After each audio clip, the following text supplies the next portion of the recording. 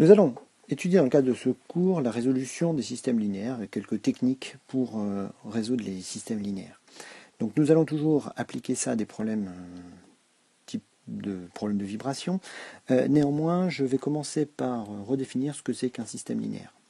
Alors, un système linéaire, c'est simplement la donnée d'une équation sous la forme suivante, AX égale B, dans lequel A est une matrice de taille nn, x est l'inconnu, qui est un vecteur de taille n, donc avec n lignes, et b est un second membre qui est connu, et lui pareil, qui est un vecteur de taille n. Donc j'ai donc n équations et n inconnus. Voilà. Alors, un système linéaire très simple, c'est 2x égale 2, qui me donne que x égale 1.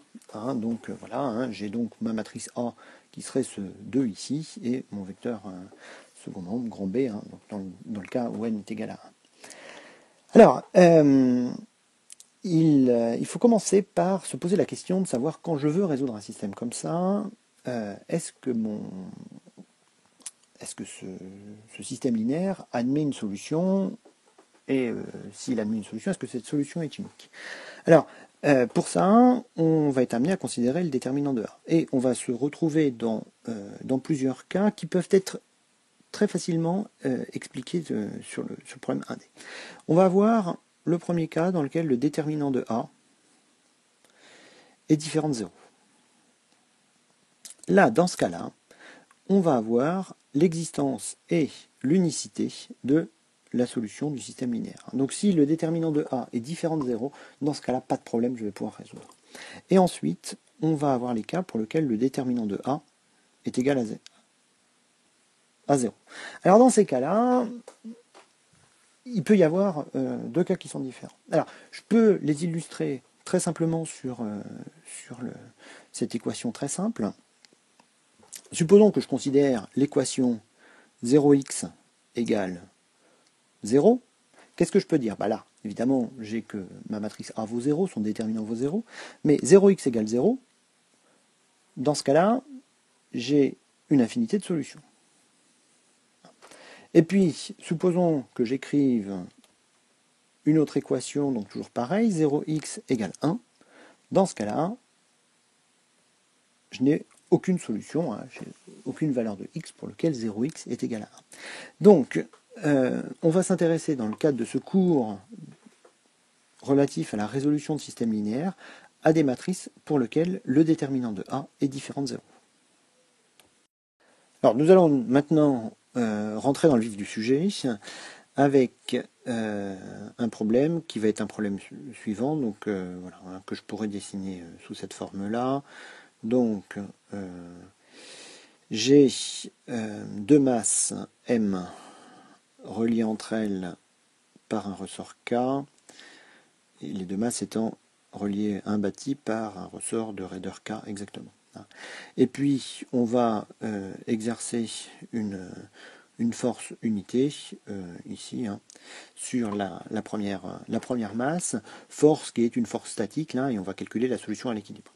Alors, la solution à l'équilibre, évidemment, elle est indépendante des deux masses M, puisque les deux masses M ont juste une influence sur la façon de se rendre à l'équilibre, mais sont indépendantes de l'équilibre, c'est un équilibre statique, indépendant des masses.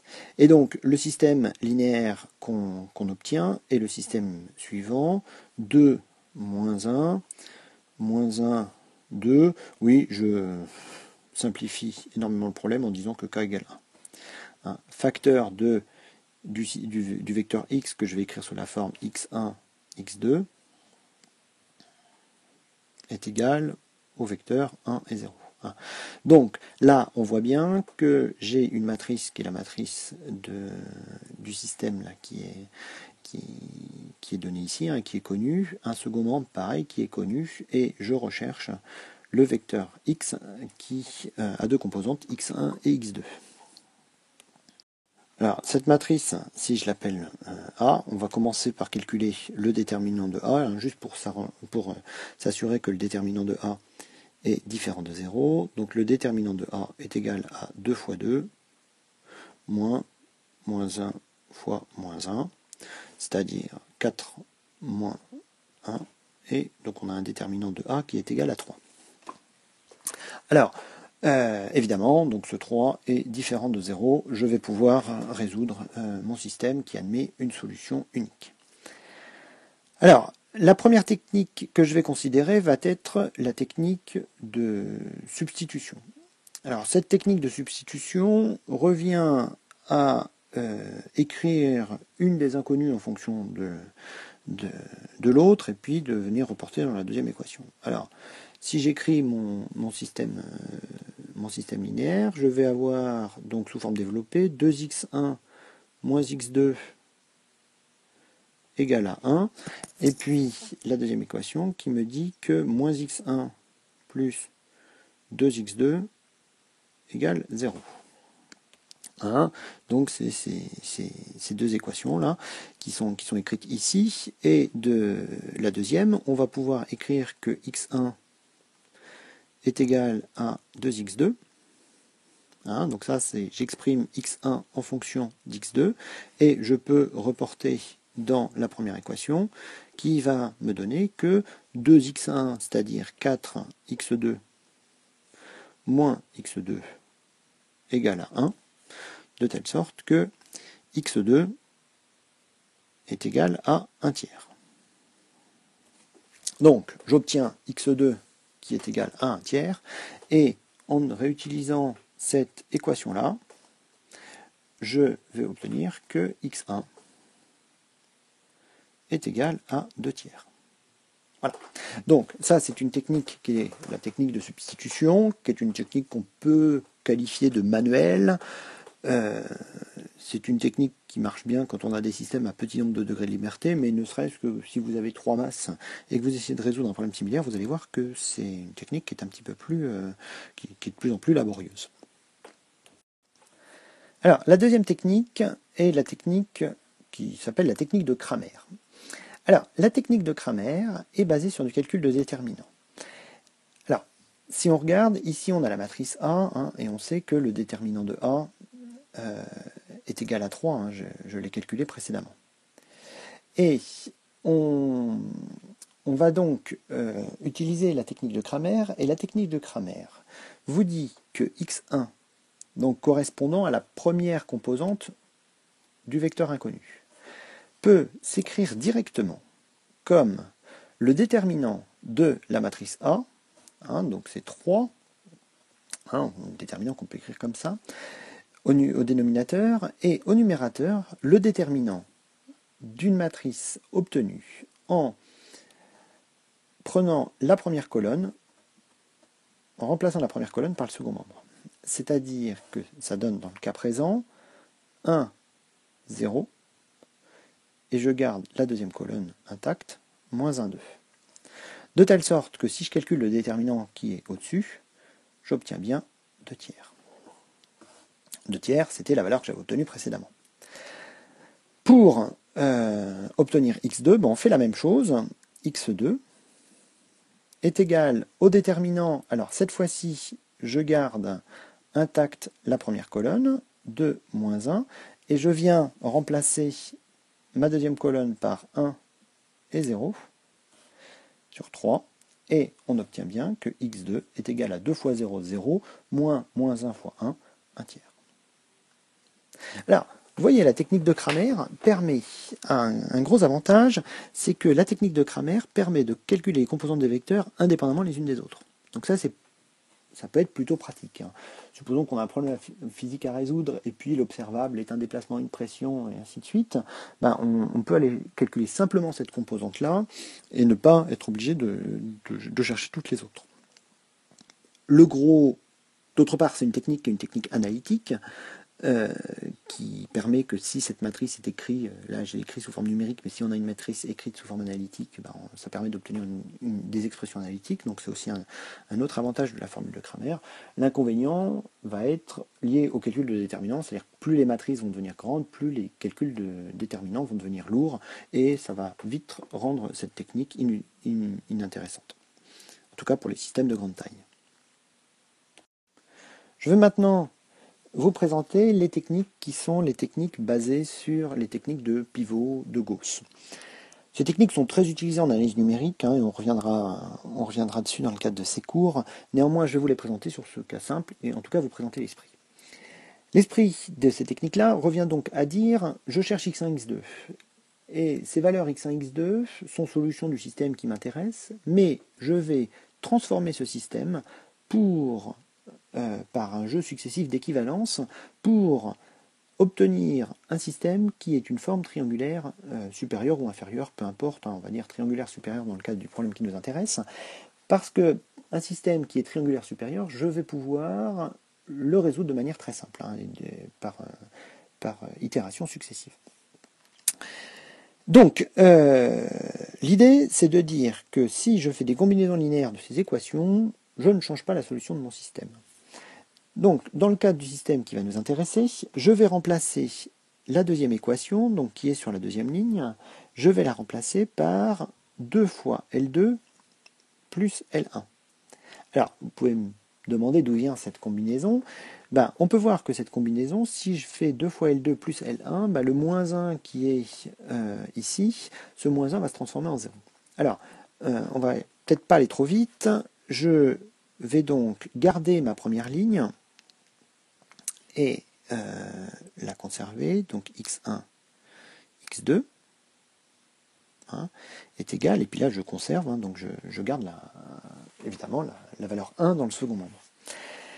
Donc maintenant, si je remplace ma deuxième ligne par 2 fois la deuxième ligne plus L1, je vais obtenir moins 1 multiplié par 2, c'est-à-dire moins 2 plus 2, je vais obtenir un 0 ici. Donc ça, c'était le choix de la combinaison linéaire qui m'a permis d'obtenir le 0 ici. Et puis, je vais maintenant faire pour les deux coefficients qui me manquent, c'est-à-dire le coefficient de 2 et puis le second membre. 2 fois 2 moins 1, j'obtiens 3. Et puis pour le second membre, 2 fois 0, 0, plus 1, 1. Bon, là, mon système, il est sous forme triangulaire supérieure.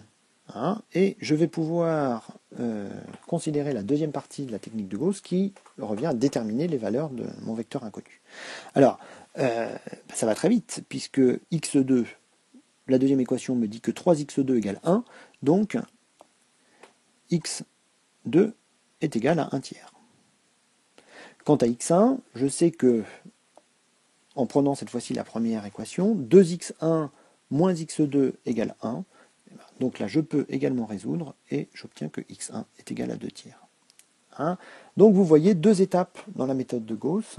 Une étape où je fais apparaître successivement des zéros dans la diagonale, dans la partie triangulaire inférieure, strictement inférieure, et ensuite une deuxième étape pour déterminer les valeurs de l'inconnu, où je vais les déterminer successivement. Alors, cette technique de Gauss se généralise quand j'ai un système de plus grande taille, et je vais simplement vous représenter graphiquement comment se déroule l'algorithme. Donc, la première partie consiste à faire apparaître transformer ce système-là en un système triangulaire supérieur. Et donc je vais... alors évidemment, tout ça nécessite qu'on puisse faire des divisions. Numériquement, on essaye de trouver les plus grands coefficients pour que numériquement ça se passe mieux, mais je ne rentre pas du tout dans ce détail-là, ça ce sera dans le cours d'analyse numérique. Mais on va supposer que j'ai le droit de faire tout ce que je fais.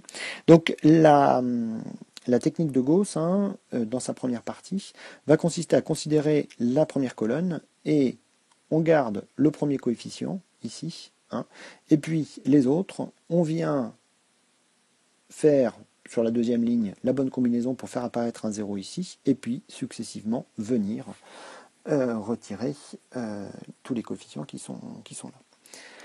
Ensuite, on fait la même chose, mais sur la deuxième colonne. On va considérer ce coefficient-là, et puis on va venir retirer successivement les zéros qui sont là. Et on préserve la première colonne, puisque j'ai que des zéros dans la première colonne, donc toutes les combinaisons que je puisse faire ne gardent nulle ma première colonne.